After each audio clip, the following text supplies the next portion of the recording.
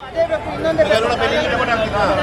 ಮಾಡ್ಕೊಡ್ತೀವಿ ಬನ್ನಿ, ಅಲ್ಲಿ ಜಾಗ ಇದ್ರೆ ಮಾಡ್ಕೊಡ್ತೀವಿ ಬನ್ನಿ. ಪ್ಲಾಸ್ಟಿಕ್ ಇದೆಯಲ್ವಾ, ಪ್ಲಾಸ್ಟಿಕ್ ಇಡಂಗಿಲ್ಲ.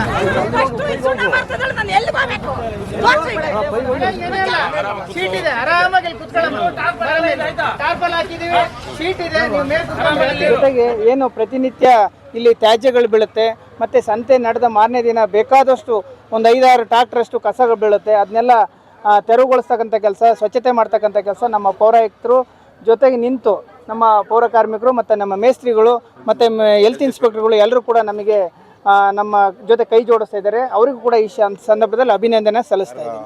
ಸಾರ್ವಜನಿಕರಿಗೂ ವ್ಯಾಪಾರ ತೊಂದರೆ ಆಗೋದು ಮಾಡುತ್ತಿದ್ವು, ಯಥಾ ಪ್ರಕಾರ ಎಲ್ಲ ವ್ಯಾಪಾರಸ್ಥರು ಸಹಕರಿಸಿದ್ದಾರೆ.